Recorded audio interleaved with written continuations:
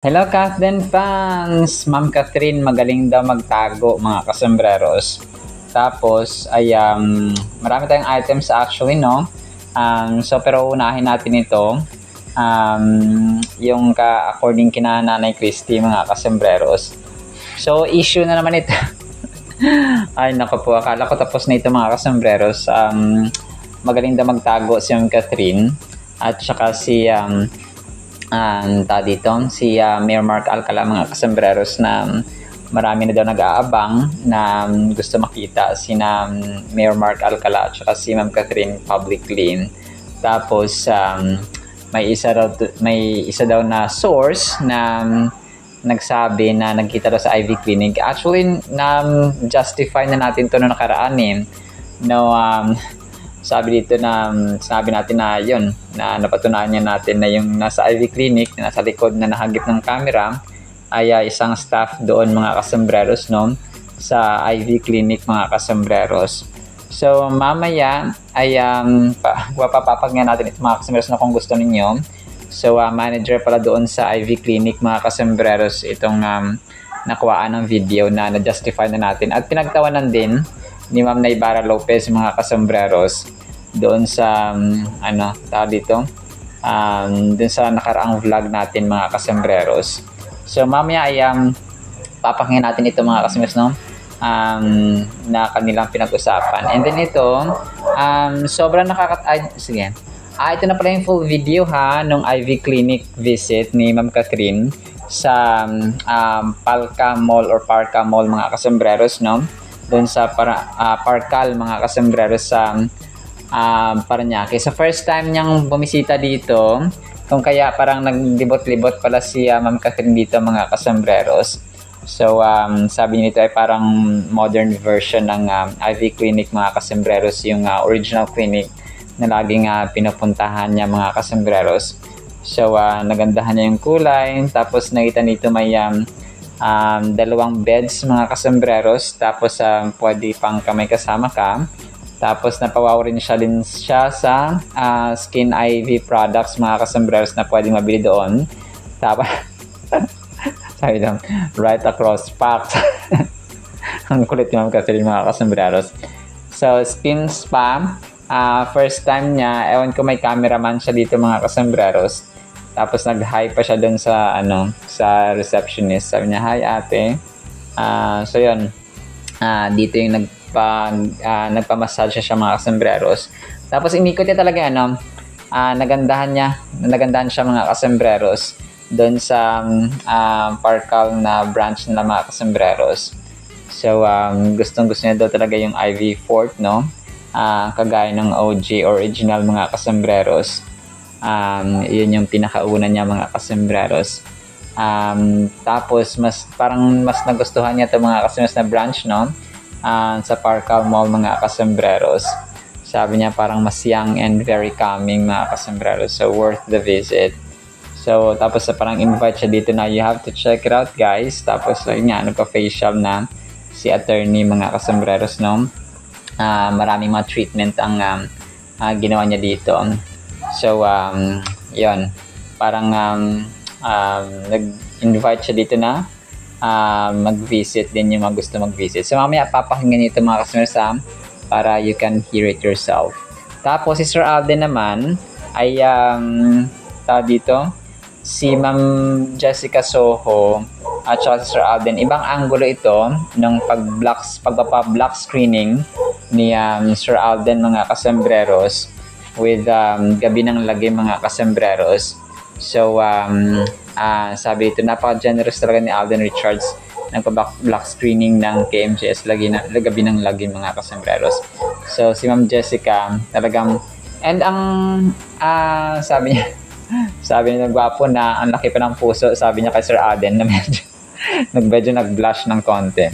Tapos si Ma'am Sanya Lopez din nagsalita, na totoo yun, nag-affirm siya na totoo yun, na napaka-generous ni Alden. Tapos yun, walang kadamutan sa buhay daw, sabi ni Ma'am Sanya kay Sir Alden, mga kasembreros. So nagpasalamat siya. Tapos nag-invite si Ma'am Sanya ng Gabi ng Lagim, mga kasembreros. So parang ano si Ma'am Jessica Soho, grabe nag-mall tour din. Nakita ko yung isang video niya, kasama niya si Martin Del Rosario lang. Pumunta sila ng Pampanga Mall, no? Grabe. Parang naalala ko tuloy yung time ng Hello Love Again na nag-mall tour. Ang Kathden, mga kasambreros. Pero yun, nagpasalamat din si Martin Del Rosario sa support ni Sir Alden, mga kasambreros. So, grabe, ang tatangos ng ilong ng dalawang to, si Ma'am Sanya Lopez at saka si Martin Del Rosario. Pero yung kay Ma'am Sanya Lopez, parang pinatangusan niya pa, no? Kasi matangos na nga. Parang pinatangusan niya pa, mga kasambreros, na rhinoplasty. And then, ito na yung video nung behind the scene ni Sir Alden, no? Ito yung time na parang magkakaroon siya ng nagkakaroon siya ng shoot para sa Click Kindness, para sa Sparkle 30 na advocacy, mga kasambreros. Na yun, na parang i-promote natin, maging campaign natin yung kindness sa bawat isa, mga kasambreros. So ito po yung kanyang Click Kindness campaign shoot. So gagawin talaga yung ang ganda nito, mga kasambreros, no?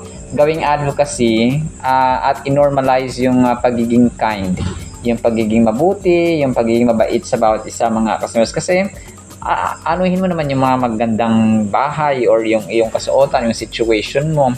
Kung wala namang kindness sa bawat isa, mga kasambreros, na useless din po. So mas mahalaga talaga ang kindness sa bawat isa, na yun yung hindi na siya diwa ng Pasko. Hindi lang siya tuwing December, kundi araw-araw dapat magiging advocacy at campaign natin yung kindness. And then ito, na-repost na isang admin, no? Yung time ng parang nag-cheers, parang nag-inuman si Sir Alden. Hindi naman inuman, parang socialization lang, mga kasambreros. Naka-black kasi yung kamay talaga ni Sir Alden dito, talagang naka-akbay dun sa paa ni Ma'am Catherine. Talagang parang required na talagang ganyan yung yung parang nakasandal talaga dun sa paa ni Ma'am Catherine, mga kasambreros. Tapos parang may hawak sila na wine at glasses, mga kasambreros. So ito yung time, okay. So ito nang si si Chad Chavez, mga kasambreros, yung team Hello Love Again na vlog ko rin kagabi, mga kasambreros, no, na reunited nga sila, parang nagkita-kita yung dating kasama ni Sir Alden, mga kasambreros, sa Hello Love Again. So part sila ng team ng staff and crew, mga kasambreros, ng Hello Love Again.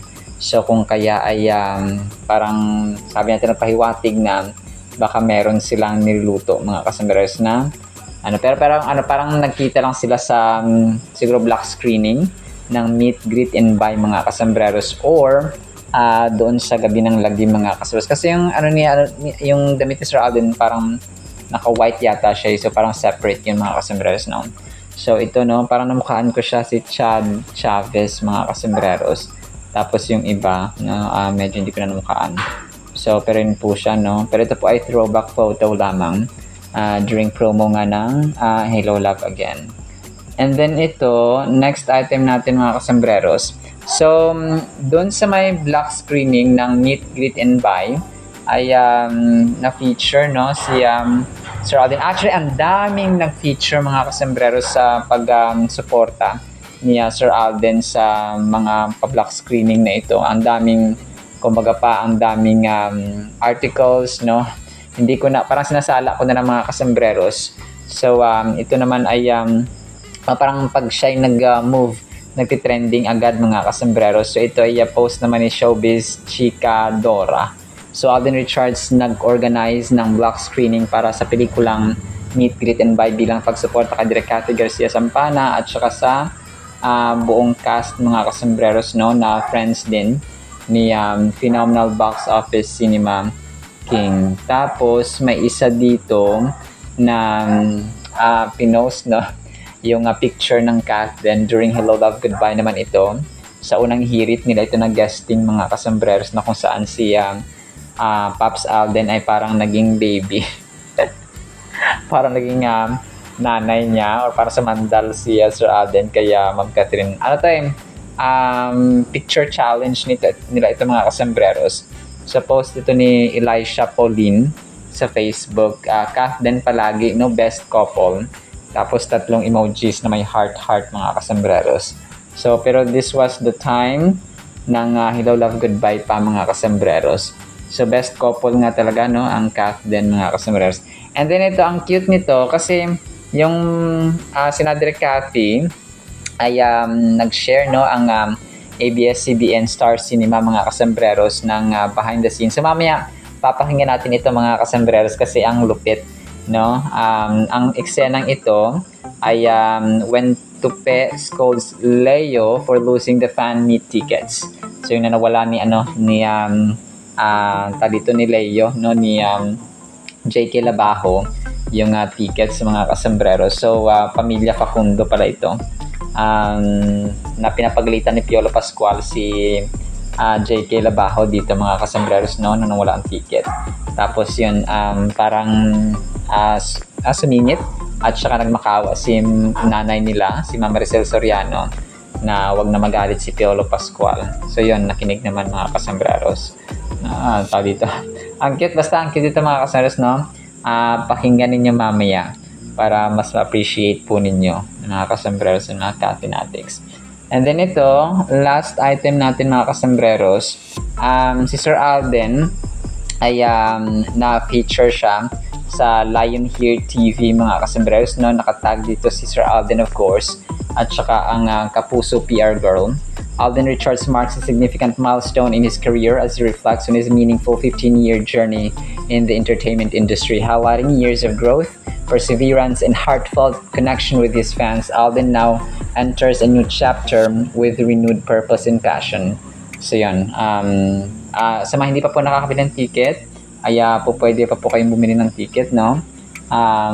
Para po makahabol kayo mga kasembreros. Alright, so yan lang actually sa ating Catherine items, no? Sana po ipakinggan po natin ang Word of God. Today is, naku po, katapusan na ng November, no? November 30, 2025. Sunday na po. Blessed Sunday po sa bawat isa, no?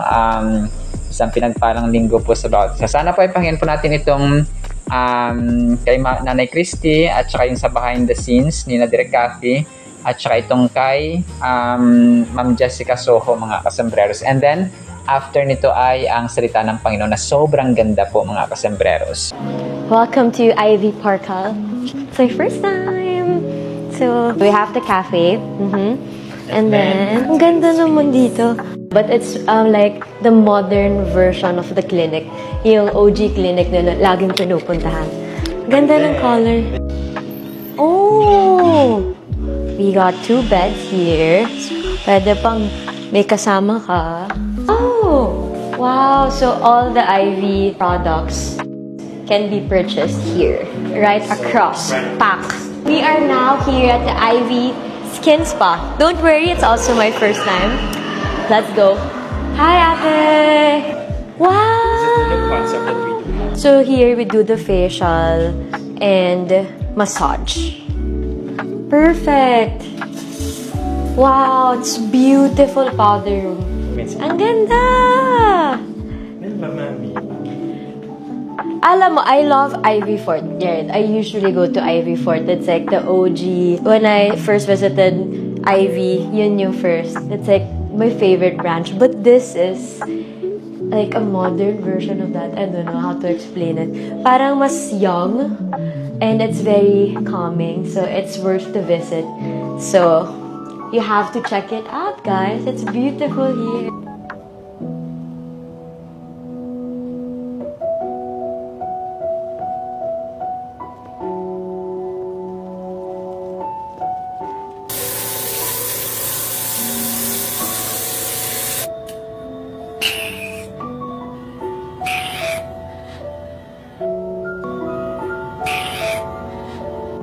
So that's it for my first ever visit here in Ivy Skin Spa and Ivy Parkal as well, their newly open clinic. My experience, it's different. I'm used to going to AI and to Ivy Fort, Ivy Vertis. I love going there, but this gives you a different kind of experience. It's like I'm doing my usual treatments, but meron pang additional relaxation because of the massage, and I needed that today. So it was a wonderful experience. I feel so relaxed now, and I can't wait for the next one. That's it for today. I hope you enjoyed the tour. We will be back for sure. Pag alis niya, yan.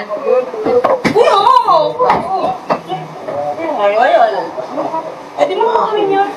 Action! Kuya Leo, what the f*** are you thinking? You had one job and you blew it! Scott! Action! Ano ba naman, Leo? What the f*** are you thinking? You had one job and you blew it! Kuya, sorry na si Jen kasi binili ko sa kanya. Kuya, sorry. Nakaligtan ko lang din.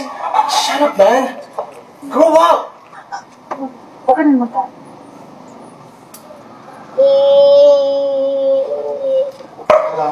Swerte ka yan.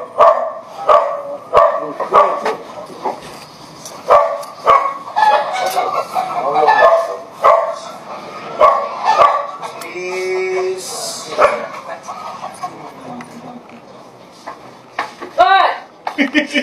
Yung season 2 ay ano ba?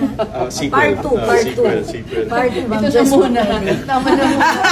But thank you, Alden, for sponsoring the block screening tonight. Opo naman. Maraming salamat. Yes po. Alden, ang laki ng puso. Yes. Guwapo na. Ang laki pa ng puso. True. Saan? Yes, totoo po yun. Ako, maraming salamat ulit, Alden. Alam si Alden talagang kilala, talagang generous na tao talaga yan. Walang kadamutan sa buhay itong isang ito. Sobra, kaya bless lalo siya. Thank you, Alden. Sobra. At sa lahat po, ayan po, manood po kayo ng Gabi ng Lagim the Movie. No showing po sa lahat ng sinihan. It's been a long time. So, ang last project natin, The Gift The pa. Gift pa. So, Magkaaway kami tagal dun. na. Oo, magkaaway tayo. At ayun, thank you. Thank you sa support for KMJS Gabi ng Lagim. And sa mga manonood, sana ma-enjoy nyo. Sigurado matatakot kayo, pero mag-enjoy kayo. Diba? Oo, mali eh. Fake news to. Kasi nga po, ang dami-dami na pong nakabang na makikitang magkasama publicly si Catherine Bernardo at saka si Mayor Mark Alcala. Eh may isa na naglakas loob na nagkita raw po sa Ivy Clinic. Yes. Sos Mariose, Peke. Oo, syempre tayo lahat, ine-expect natin kung sino una makakapag- Kasama pa si Mami Min. Oo tapos yung pala, yung pinos, hindi... Manager naman pala na Ivy, may katabaan. Oo, tapos... nakita mo naman ang katawan ni Mark Alcala. At ang isa nung nag-post, ang ganda pa ng caption niya, huli na daw. Sabi niya, huli Huli na kayo. Sabi ganon. Kasama doon si Mayor at saka si sa likod ay, ano ba yun? Diyos ko, Pinakita nyo.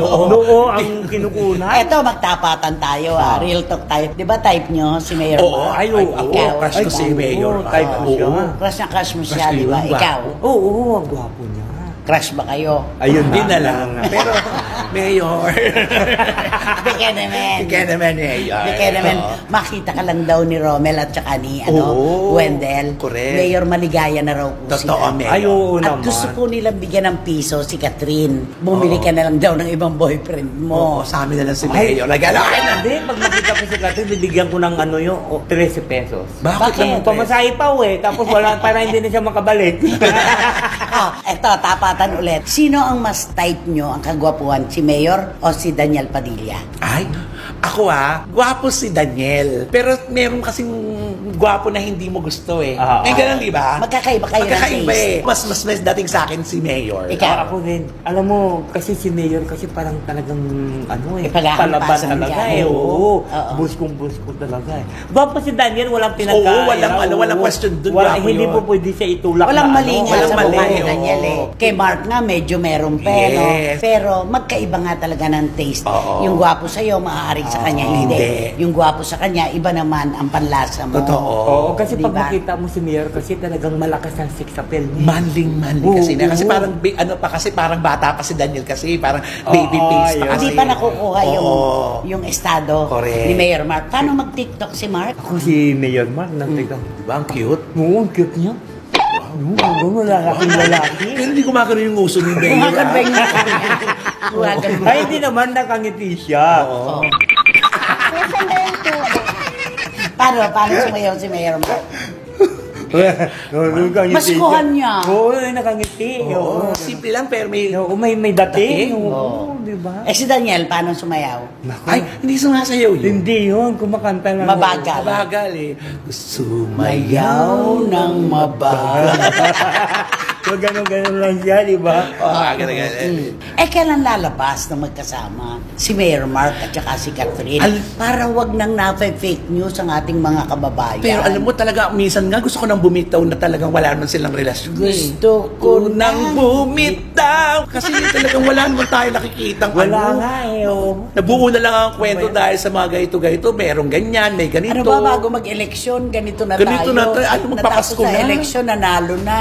Oo. Baka hanggang 2028, ganito tayo. Kaya nga. Puro fake news yung ilalabas ng iba. Lalo na ngayon, may project pa May project pa siya ni Sila James ni Reid. James Oo. Reid. So, paano naman lalabas ngayon si Mayor? Di lalo na matatagalan na naman to. Ilang tatakbo yung Tsaka pagka lumabas si Mayor at sinabi niya na sila na talaga, Oy, Mayor, wag kang ganyan. Kung kailan may ginagawa na pelikula si Catherine at si James Reid, pala ka. Oo. Lalong hindi siya lalabas. dapat isipin mo, di ang tagal. Kaya nga eh. Kaya dapat ngayon pa lang lumabas na siya, di ba aaminin niya na. Kung tingin ko si Mayor, hindi nga aaminin yun eh. Bakit? Para siguro ini-enjoy niya yung ganyan na mga Lagi na lang si Wendell ini-enjoy.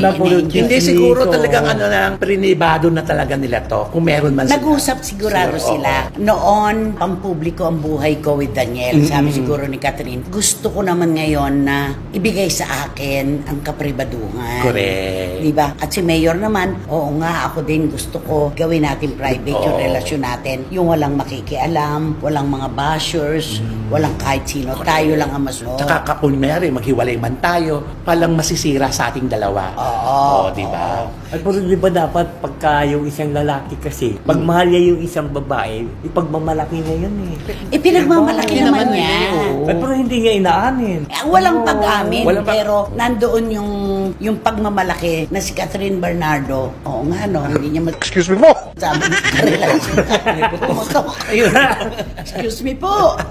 Pumutok. Oo, di ba hindi yan talaga. Kahit si Catherine naman wala pa Wala pag-amin. rin inaamin eh. Baka ang iniisip ko nga, ano ba to? Dapat makita talaga na magkasama sila, magka-holding hands para. Pagka nga raw magkasama, lahat ng camera pinapatanggal. Ang hirap Ang hirap talaga niyan, ganyan. Paano ka naman doon? Pati CCTV sa loob ng... Sabi nagpupunta si Catherine doon sa Lucena. Ba't wala naman retratong lumalabas? Wala nga. Dumadalaw si Catherine. Sabi lagi daw doon sa condo ni Catherine. Wala Si naman. Mayor Mark. Wala naman. Meron pa nag-shopping daw. Wala Nag-grocery. Oo. Wala rin naman. Ano sila, mga multo? Tapos magkasama pa nga sa airport, wala rin naman. Nagkahiwalay Oo. ng biyahe.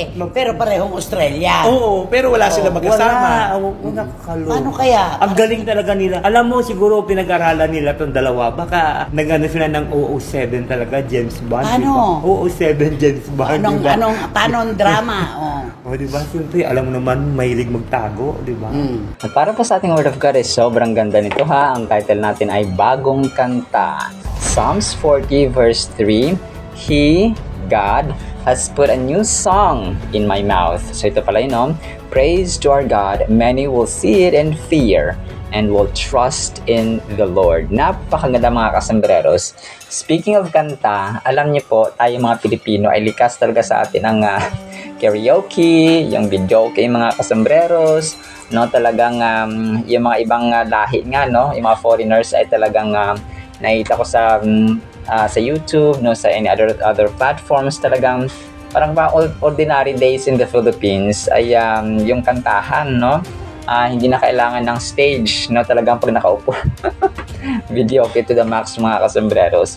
So kung parang normal day sa atin yung kanta, no, yung singing mga kasambreros, which is ginagaya na rin ng ibang mga lahi, no, na grabe, nakaupo lang, tapos may tagay-tagay paminsan, tapos pinahawak ko na microphone, grabe, halimaw pala sa kantahan. So yung mga ibang lahi ay nagugulat na, hello, normal day lang ba ito sa Pilipinas, no? Parang ganon mga kasambreros. So, yan, pero ito, yung kantang tinutukoy dito mga kasambreros, bagong kanta, ay kanta, no, para sa papuri sa Panginoon mga kasambreros, and pasasalamat, no? Inspirational, encouraging songs mga kasambreros. Pero pinakauna talaga dito ay yung mga praise ba, yung mga worship songs, no? Mga kanta para sa papuri sa Panginoon, mga kasembreros. Ang dami, no? Pag nag-search kayo sa YouTube, try nyong pakinggan yung kanta ng Hillsong, ng Maverick City, ng Bethel Church, and marami pang iba, mga kasembreros, na Carrie Job, no? Napakaganda ng mga kanta nila, mga kasembreros. Sina Brooke Liger-Lord, so, madaming mga si Chris Tomlin, si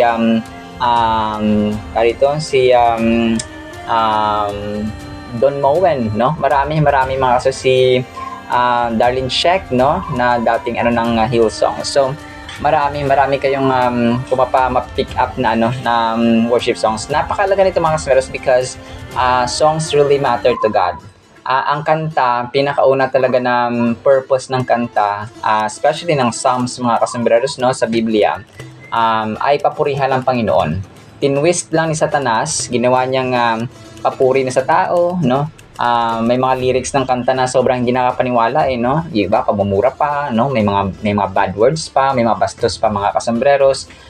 Sorry to call out, no, yung mga kanta ni Andrew E., no? Parang mga green meaning, may mga green meaning. Yung kanta minsan ni Elias, no, yung bagong singer ngayon, mga bastos din, no. So yung iba, mga kasembreros, no, observation lamang po ito, and that's reality, mga kasembreros, no, katotohanan naman tayo. So tapos marami, no, yung iba, kung darating man, dalhin mo na ang araw at ang buwan. So parang exaggerated, mga kasembreros, na mga lyrics, and yun ay kumbaga parang sinasamba mo na ang tao at hindi ang Diyos. And si Satanas ay napaka-successful sa music industry, na kung saan ay kahit yung yung mga FUCK, yung mga pagbumura sa lyrics ng kanta, ngayon parang ginawa nilang normalize na, mga kasembreros. Dahil na rin sa gawa ito ng Diablo, mga kasembreros, yung pagtitwist ng kanta, na instead of pinupuri ang Diyos, ay nagiging instrument na ito ng kahalayan, nagiging instrument ng cursing, no, ng mga bad words, mga kasembreros, na kung saan ang dapat ang bunganga natin ay ginagamit natin sa papuri at saka sa mga good words, kind words, encouraging words, mga kasembreros, na kapag ang tao nakikinig sa atin ay ma-encourage ba, yung tao nakikinig sa atin ay magkakaroon ng pag-asa, magkakaroon ng confidence, and so on, mga kasembreros. So bagong kanta, no, ang Psalms 40 verse 3, mga kasembreros, ay nagdadala sa atin ng napaka-powerful na message of hope and transformation. When we look into the depths of this verse, we find a picturesque of a portrayal of how God intervenes in the lives of those who cry out to Him. So yung mga nananalangin, yung mga umiiyak sa Panginoon, yung mga dumudulog sa Panginoon, mga kasembreros. And ang samista dito ay nag-encapsulate ng moment of divine assistance, where God has not only rescued him but also infused his life with renewed purpose through a new song, no? So bagong kanta, mga kasembreros. And hindi lang siya kung ating titingnan at iintindihin ng malalim, mga kasembreros, hindi lamang siya kanta. It's a transformational life or process, mga kasembreros, na kumbaga ganito tayo dati, tapos nagbago tayo, no? Ganito tayo dati, tapos nagbago tayo. So ganun siya, mga kasembreros. Ibig sabihin, newness, no? Yung pagbabago, yung pagiging bago ng ating mindset, ng ating behavior, ng ating yung actions natin in general, mga kasembreros. So in biblical times, songs often expressed emotions, stories, and deep truths. So sa biblical times, maging sa ngayon naman, no, pagkanta, kunwari, di ba? Si Moira de la Torre, no, kapag kumakanta siya ay may lalim, no, may hugot, no, may pinag-uugatan, mga kasembreros, may pinagmumulan. Sina KZ Tandingan, no, mga sikat na singers, no, sina Sarah Geronimo, sina Regine Velasquez, no, and so on, mga kasembreros. So ito sila kumakanta, mga kasembreros, may emotion, okay? May storya, may kwento, no, at saka may katotohanan kung saan nagmumula, no, yung kanilang hugot, mga kasembreros. So ganoon din po, no, sa verse na ito, ang new song signifies more than just fresh melodies. It symbolizes a profound charge or change in one's heart and spirit. God has lifted the psalmist from a place of despair and set him on firm ground, encouraging us to recognize that no matter how deep our struggles or troubles, God can bring about transformation. This transformation reflects in our lives, impacting not only us but also those around us. So, yun. Kasi ano pag sa mga Pilipino kasi kanta is life, no? Talagang pagkantahan, hindi talaga pahuli mga kasembreros ang Pilipino. So, kung kaya kapag ang kanta ay may hugot, minsan naiiyak ka, no, di ba? Minsan pag broken hearted ka, tapos yung kinanta pa ay yung kanta ni Moira. Yung kanta ni Moira na ikaw at ako, no? Kung di, December Avenue, tayo sa huli. So, di ba parang ano ka? So, may power. Dito natin makita na may power ang kanta mga kasembreros. May, kumaga pa, it brings either good transformation or bad transformation. Kasi, pag kunwari, broken hearted ka, tapos yung kanta sobrang lungkot, so mas lalo ka naiiyak, mas lalo ka nagiging emotional. Tapos, kapag ikaw naman masaya, tapos ang kanta ay boom, tarat, tarat. Hindi, joke lang po, pinapatawa ko lang po yun. So yun mga kasembreros, no, may impact ba? Kumaga pa, it brings joy, it brings emotion, it brings sorrow, no, it brings agony, no, any type of emotion mga kasembreros. Kung kaya pag sinabing kanta ay talagang may dinadala itong powerful na mensahe sa atin mga kasembreros. The expression of God putting a new song in someone's mouth also speaks to the importance of sharing our experiences with others. When we testify to God's goodness, those around us are inspired, no? Our changed lives are invitations for others to trust in God too, echoing the verse's message that many shall see and fear, leading them to place their trust in the Lord. So, yun. Kasi di ba kapag nag-testify tayo ng kunwari ay binago tayo ng Panginoon, tapos may ginawang amazing things ang Panginoon sa ating buhay, which He actually does every day, no? Ay nagkakaroon tayo ng nakaka-apekto rin ito sa mga tao na makakarinig ng ating mensahe, ng ating kwento, ng ating karanasan. So, kumaga pa, dapat doon pa lang ay, huwag tayo mahiya, no? Huwag tayo mahiya na mag-share ng ating kwento, mag-share ng ating experiences, especially when it deals with kabutihan ng Panginoon. Ganito ako dati, talagang grabe ang Panginoon, grabe kabuti mga kasembreros. And share ko lang, no, yung kwento ni Kuya Jerry Tuazon doon kay Tony Gonzaga mga kasembreros, no, at talagang naiyak ako doon, no, na yung kung naalala nyo, yung May na ibinalita din po na nabangga yung kanilang van na sinasakyan ng isang bus, no? Tapos parang sumalpok, talagang isang dipa na lang yung natira doon sa van mga kasembreros, na kung saan yung anak niya, yung asawa niya ay yung anak niya na 8 years old, tapos yung asawa niya ay namatay, no? Kasama yung biyanan, tapos parang 6 yata yung namatay mga kasembreros na sakay ng van, tapos siya lang yung isang survivor. So grabe yung kwento kasi born again Christians din sila. So grabe yung kwento, no, na talagang alam niyo, nakakapiga ng puso talaga yung kwentong iyon mga kasembreros ni Kuya Jerry Tuazon, na pinatawad niya yung nakabangga sa kanila, no? Sabi niya, ako pinatawad ko na kayo, pero yung pananagutan niyo sa batas ay may batas tayo. So yun na lang yung ano. Grabe, no? And isa sa mga touching na sinabi niya doon, kasi di ba sinuspinde yung Solid North, no? Yung pangalan po ng bus ay Solid North. So yung company ng bus na driver nung nakabangga sa kanya.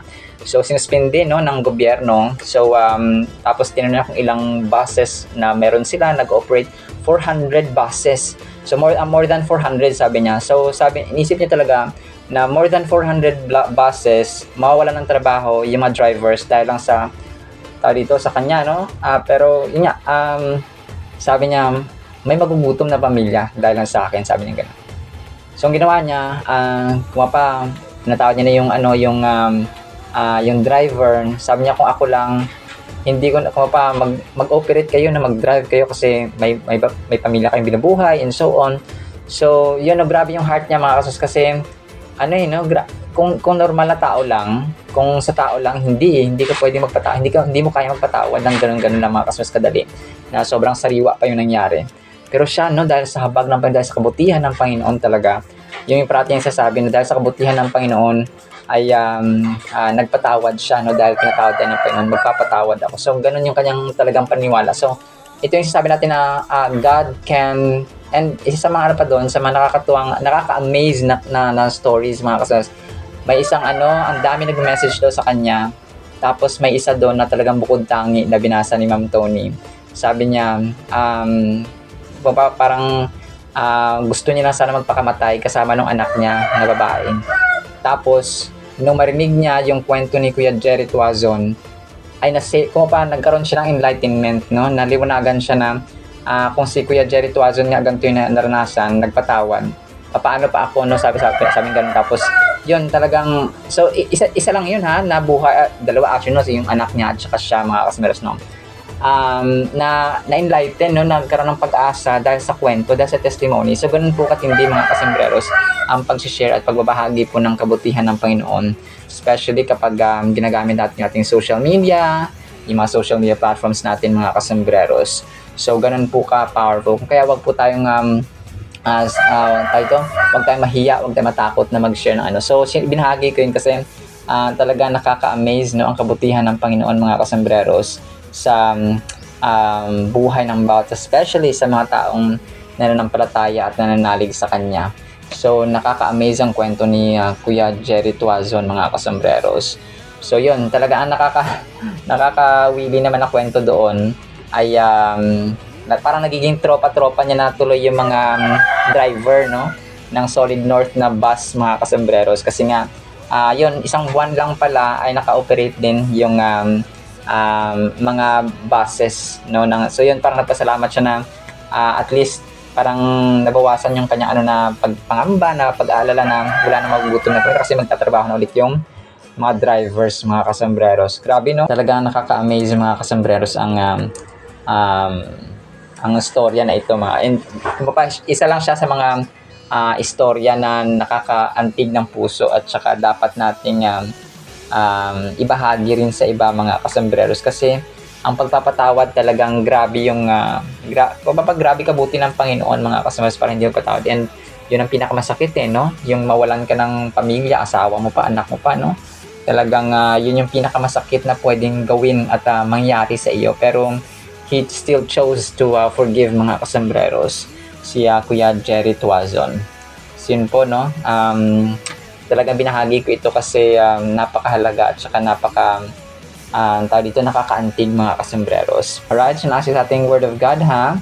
Nawa po ay na-bless tayo at saka i-share din natin yung blessings na ito. Blessings of encouragement at enlightenment of hope, mga kasembreros, sa iba. In Jesus' mighty name we pray. Amen and amen. See you sa next segment, mga kasembreros, and paalam po. I love you.